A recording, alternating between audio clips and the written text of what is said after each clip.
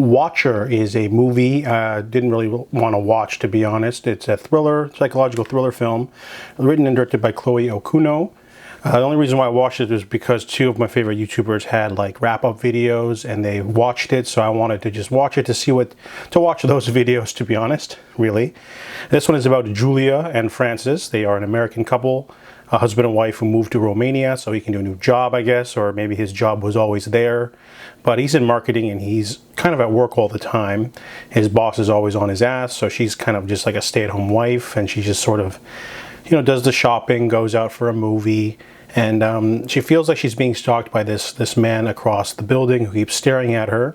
And every time she tries to tell someone, they scoff and they, like, you know, don't believe her or whatever. And the movie is a throwback to those sort of Hitchcockian thrillers, or like a Brian De Palma-like thriller. The movie has great set design, production design, atmosphere, like the sort of wide windows, the sort of grungy, rainy country that she's in. She doesn't speak the language, so a lot of people sort of talk over her.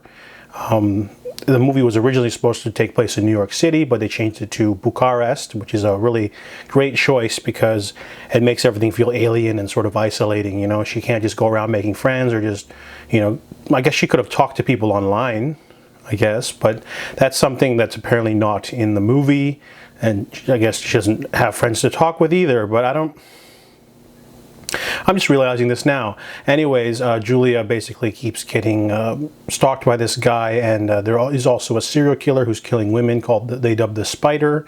So there's a wonderful tension built up in the first two acts, but the third act I feel kind of drops the ball, just because, not because of anything like egregious, but just some of the anatomy doesn't work. Certain things happen in the movie that aren't very realistic, and stylistic choices, it kind of doesn't deliver on a bang. Even though the first two acts are wonderfully built up, the third act just doesn't really deliver.